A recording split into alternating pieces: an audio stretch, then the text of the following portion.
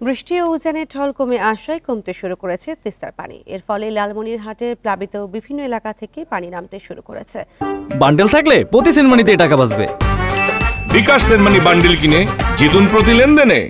পানি উন্নয়ন বোর্ড জানিয়েছে, তিস্তার নদীর পানি বর্তমানে বিপদসীমার 28 সেন্টিমিটার নিচে প্রবাহিত হচ্ছে। নদ নদীর পানি কমতে শুরু করায় ধীরে ধীরে ঘরবাড়ি ও রাস্তাঘাট ভেসে উঠছে। এতে জনজীবনে স্বস্তি ফিরে আসতে শুরু করলেও পুরোপুরি স্বাভাবিক হতে আরও সময় লাগবে উল্লেখ করে স্থানীয়রা জানান, অনেক বাড়িতে এখনও রান্নার উপযোগী পরিবেশ নেই, বিশুদ্ধ পানির সংকটও রয়েছে।